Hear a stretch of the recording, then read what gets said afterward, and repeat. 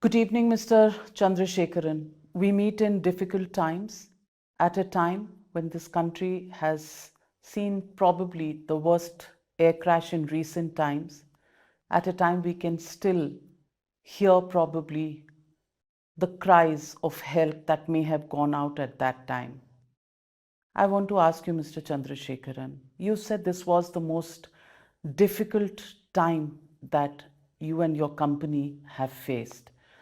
Where were you when you first got the information? On June 12th, on that day, I was in Bombay in my office. I was in an internal meeting when I first heard the news. It was quite shocking and something that is incomprehensible that suddenly you heard. And it took me a few seconds to gather myself. And then immediately I rushed to the airport to fly to Ahmedabad. How did you hear about it? Was it a colleague? It is a call that I got from someone, hey, Chandra, what is happening? Then immediately I went out and my assistant was there. She switched on the TV, but I didn't wait for anything and immediately I rushed. And what were your first thought?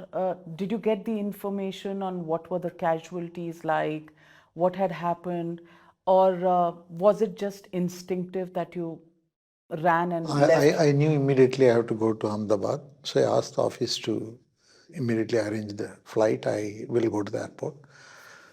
And then I started making calls as I was leaving office, sitting in the car and going to the airport.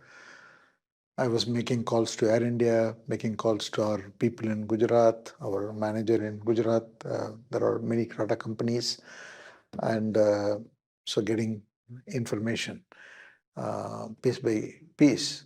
And by the time I reached the airport and was getting into the flight, I knew the enormity, and I was also watching online and taking calls and trying to assemble people. And it was a very difficult situation. So I was trying to think, what should I be doing? Immediately, the thought came to me that immediately what we need a response team on the ground, and we need to have people. I didn't know how many Air India people will be there. So my thought was, while I called Air India people, I also called all our Tata colleagues. And you're dealing with it, people are calling you at the same time. Because people want to know more. People think that I would know more, but I was actually like anyone else. So that's what happened. Did you initially hope that there would be some survivors, or did you from the word go know that it was a bad crash? No, I was like everyone else was hoping that people will survive. You were praying like everyone else. God, what is happening? And somehow you hoped that people will survive because you have not seen the site. You are only hearing stories. So I was only hoping that damage will be there, but that people will survive, or how many will survive. These were thoughts that were going through my mind. But there is anger amongst the families. They are demanding answers. Many people are totally taken aback. And if I just, you must have read these stories too.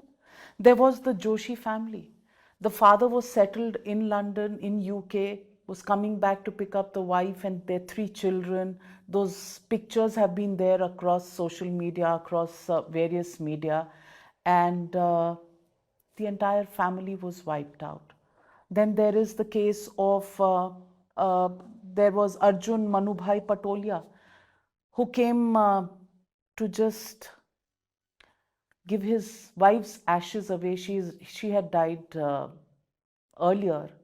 He'd left his 2 daughters, 8 and 12, back in London only to do the last rites of his wife. And now his children are orphaned. What would you say to them today, these people? I think it is the most horrific story that you can ever hear.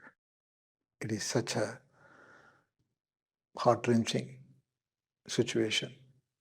It's very, very difficult to console anyone who has lost a mother, a father, a husband, a wife, a son.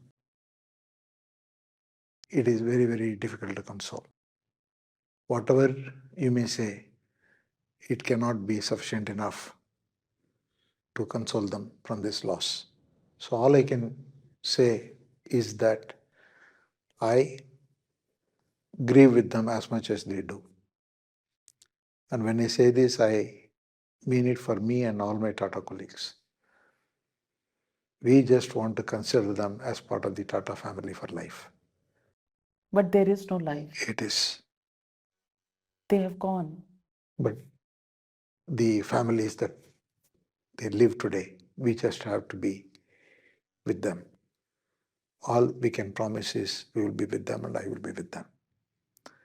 But it's very, very hard to console because you How? can't get the life back. How would you be with them? In what Helping way? them in every which way, now and in the future. Those two young girls, 8-year-old and 12-year-old, what are they going to do without their parents, and how will the Tata Group be with them? So there are structures we want to put in place. One of the things that we have been thinking is to create a, say, for example, a AI 171 trust, and then which will be available to them to look after. But there are many things, it's only not the financial need. There may be other needs. So you've got to think through and then create the trust and other functioning infrastructure so that we can be with these families. Some will not need any help, some will need some kind of a help, some will need emotional help. We don't know. We have to find this out. But the point is, it could happen to any one of us. It is very, very hard to explain what these people will be going through, and it's very hard for us to console. Have you spoken to any of these families? I only so far met the lone survivor, and now we plan to visit as many families as possible myself, and between me and my colleagues, we intend to visit all the families. But now currently our job is to help the families to come to Ahmedabad, collect the remains, and provide them some grief counseling, and then all the way to the final rites. Currently, that's what we are doing. We have one Tata colleague as an angel deployed to work with each family. And there are 400 Tata people across companies in Ahmedabad. And what we're trying to do is to be with each of these families in the next few days, get through this stage. Then we need to meet them, we need to support them, we need to see what we can do and what we need to do.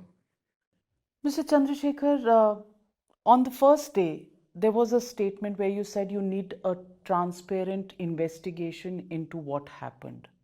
I want to ask you, where have you reached with that probe? Because there would be one Tata investigation apart from the other investigations. So, what have you found so far? See, this is a crisis or a tragedy of a gigantic proportion. It has affected everybody. Yes, the families are affected, but the whole country is affected in a manner of speaking. There is a lot of fear, there is a lot of anger. I can understand that. Personally, I have also traveled a lot.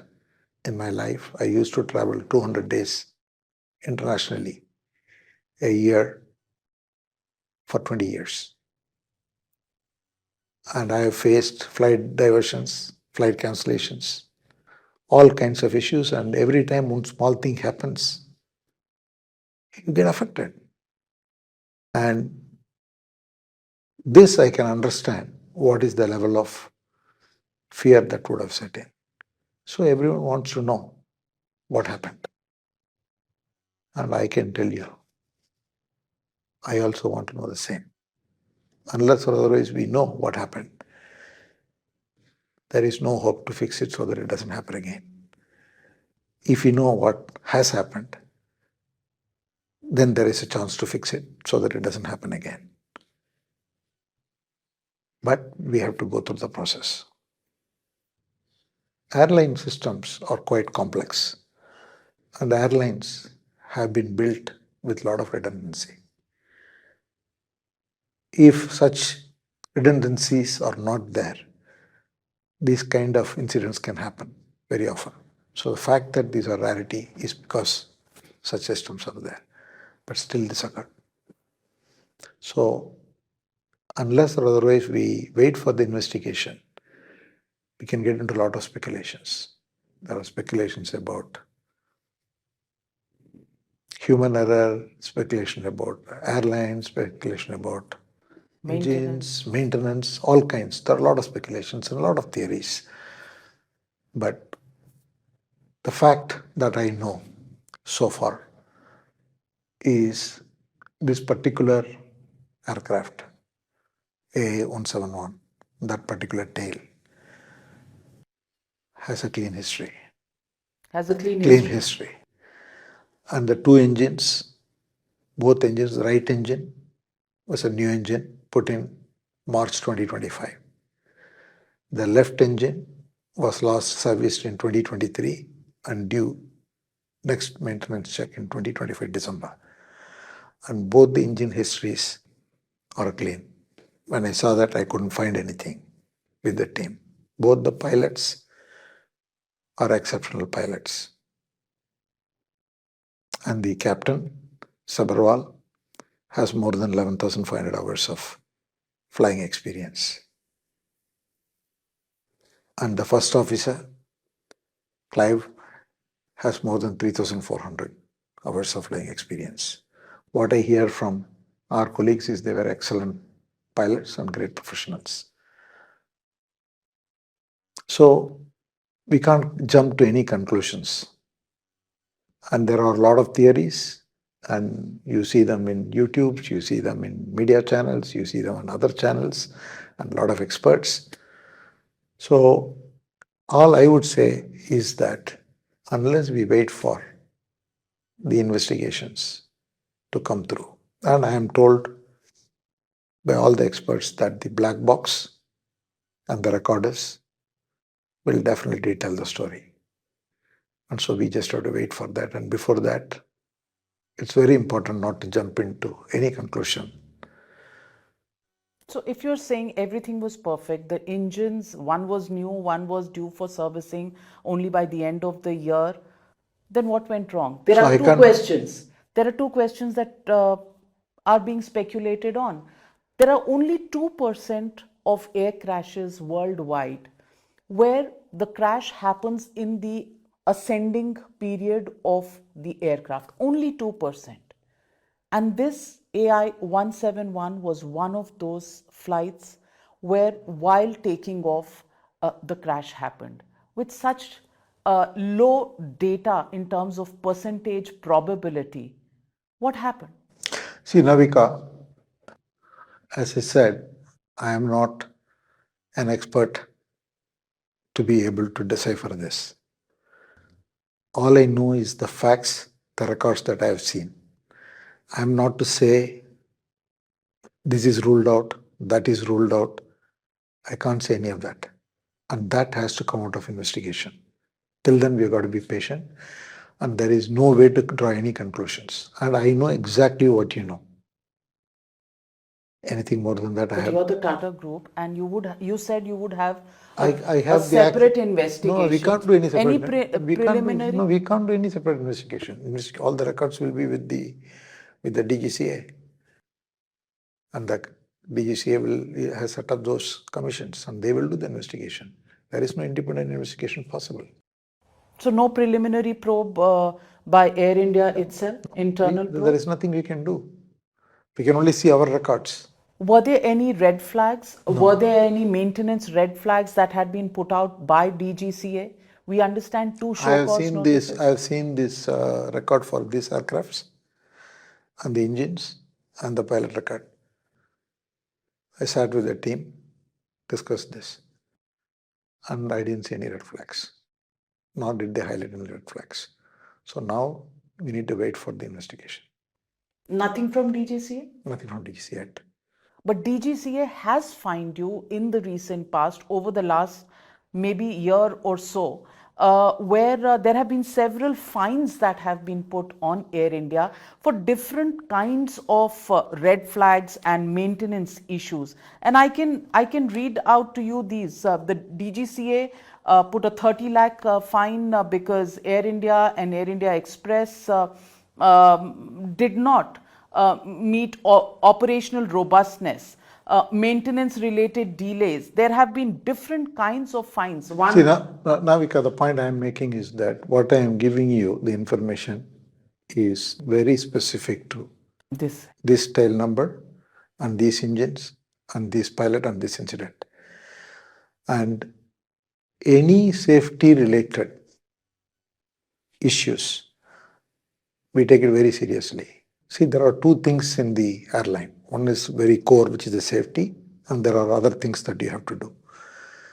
And all I would say is that anything safety related, the first thing after we took over, and there are many things you yourself, there are many makeup issues that are there. Still, there are some IFEs don't work, some seats don't function. Okay, those are customer experience issues. We are trying to sort them out. They are different from safety issues. Anything that safety issues there, there is no way DGCA will allow us to fly. And with respect to this specific aircraft, what I have seen is what I have told you. But this is not to say anything more extra because we need to wait for the investigation. There are some reports that say that June 3rd and June 5th, there were two show cause notices from the DGCA. See, anything other than this particular aircraft, we can talk about it separately.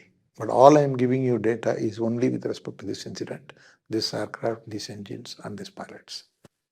There is also a sabotage angle that has been raised, again speculation, but in today's world, that speculation, the experts, are there all over social media, and of course, some whistleblowers who have raised experts. On the sabotage angle, I want to ask you, the Turkish technique maintaining Air India fleets, that has been raised as an issue that could probably be the cause in this case. How would you respond to that speculation? In none of the 787 Dreamliner aircraft, we have 33 of them. None of them are maintained by Technic. Predominantly, most of them are maintained in India by AIESL or SIA Engineering, that is the engineering company, AIESL and SIA Engineering Company in Singapore. So these are the guys who are maintaining these aircrafts. They have nothing to do with any Turkish company for the 787 fleet. For the 787s. You have almost 33 787s in your fleet. The Dreamliners are suddenly the bad boys in the fleet. There have been whistleblowers in the past who have raised many questions about the safety norms followed by Dreamliners. At any stage, have your people raised safety concerns on the Dreamliners to you? See, practically speaking, there has never been a safety concern raised because Dreamliners have been operating globally for a very long time, from I think 2008 or 2009 or something like that. And R&D also procured them much before You bought Air India. we bought Air India. So it was bought most of these. I think when we bought Air India itself, we had 27 Dreamliners. And then we got additional 6 through Vistara. So Dreamliner specific complaint we have not received. So while we have ordered a large number of, in the new orders we have made a lot of order on A350, but we have also got options to buy 787. But there has never been a specific concern on the 787. But all these videos are also surfacing and they are doing a lot of viewing at this point in time. But you must be aware of the fact that this is not only something that is surfacing now. The United States, the FAA, is investigating into some of these charges that have been made by former staff of Boeing. I want to ask you, the Federal Aviation Administration is looking at some of the exposes made by Sam Salepur, and then there has been John Barnett, who's raised some concerns, now late John Barnett, and they've said that these concerns did exist in the Boeing aircraft. See, these are things that are being dealt with the investigative agencies in the US. But overall, 787s have been flying for a very long time. And in Air India, it has been flying 787 for a long time. And now we have to wait for the investigation. The investigation, if it throws up that 787 there's an issue, then we take a call. At this point in time, whether the problem is with 787, the problem is with GA engines, or it is a maintenance issue, whatever comes, we need to know. Most important thing is to get what the findings are from the investigation. Until then, you can't take any proactive calls. Any call you may take may be a wrong call. But Mr. Chandrasekaran, these red flags were specifically raised by these whistleblowers on the 787. So not was these were before. These were much before, and this has been going on. And as I said, we already have 27 787s by the time we bought Air India, and we have not had any red flags in our checks. Internally, we have not had any checks that we have to ground 787s or anything like that. So then let me ask you. You said, and I completely bring to you the viewer feedback, the customers out there who use your airline every day for commuting. They are at the end of their tether because there have been 13 Dreamliner flights that have been grounded between the 12th of June and today, 6 days, 66 flights that have been cancelled, and it is spreading nervousness of the kind that has never been experienced before. Forget the flying experience, just the fact that flights are getting cancelled, information is not coming in, the fear factor has taken over at airports. There is literally a riot out there. How do you explain this? So, Navika, let me give you a full breakdown.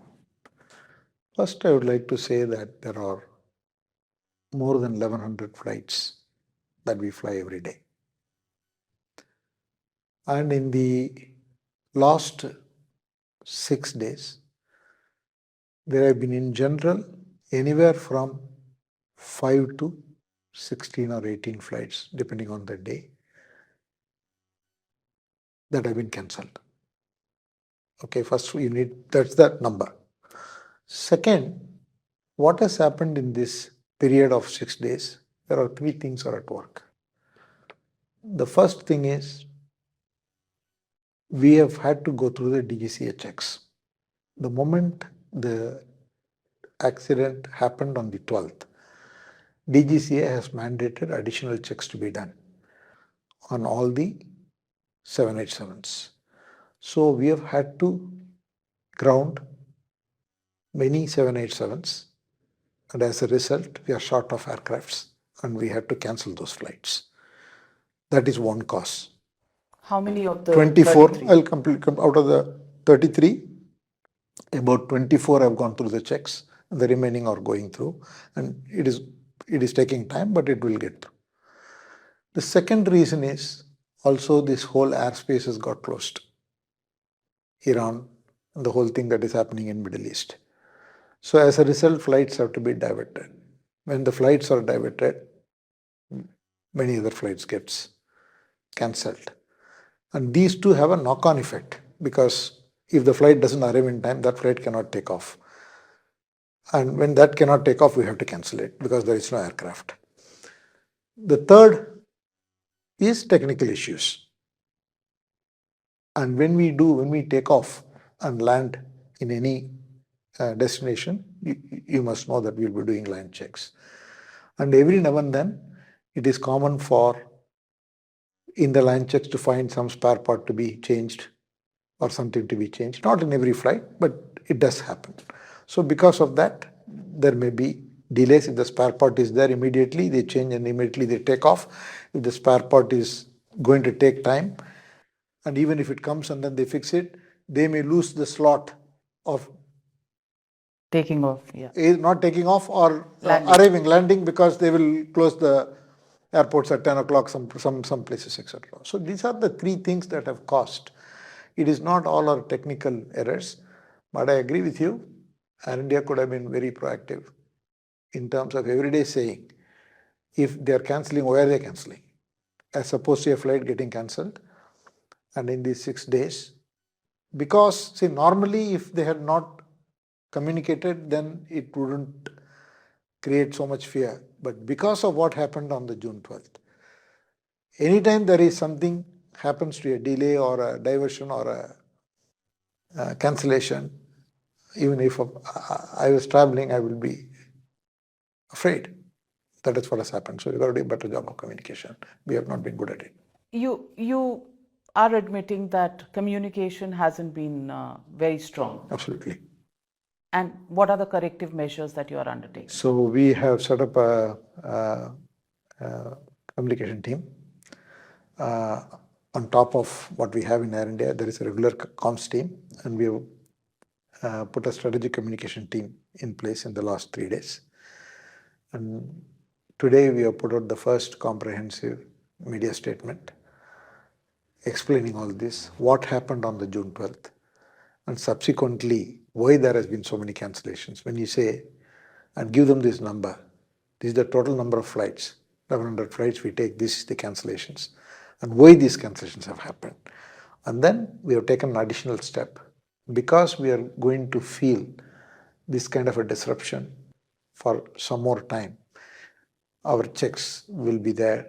Also, the airspaces closure will be there. So we have decided to reduce the number of aircraft which are flying, so that we can have a lot of buffer aircrafts. We are more than doubling the buffer aircrafts, both in all the wide body and the narrow body, 787s, 320s, and the 777s. We are creating more buffer, and that statement would have been issued by now. My question to you is also about the fact that Boeing has had a series of bad press, if you want to call it that, but several questions that have been following them. In recent times, in fact, after the crash, there has been a meeting between you and the Boeing head visiting India. I want to understand from you, what was this meeting all about? Safety aspects of Boeing, are they a concern? And what is it that has been red flagged to Boeing in terms of the hardware, the aircraft themselves? So I did connect with both Boeing and GE at the highest levels. And to be frank, their top team from both the companies traveled and met with us. What I have asked both of them, in parallel to the DGCA checks that we have gone through, I have asked them to check and tell us any issues are there in any of the aircrafts or engines.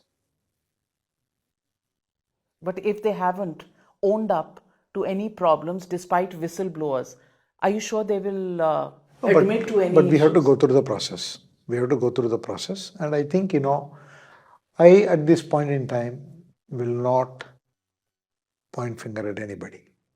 I will just wait for the investigations. That is a mature thing to do. And otherwise, we may be going in a wrong direction. And anything that we do has to be proved by the investigation. But now I as partners, as OEMs, so I asked them to work with our team, bring their best experts, and take a look. It is like you want to check as much as you can. I have full faith in the DGCA system, and they do a very rigorous check. And if they are not happy, they are not going to be happy. So having said that, but I also thought I should do this additional check, because in the position I am in, I want to do everything in my power to ensure safety. What were your conversations with Stephanie Pope?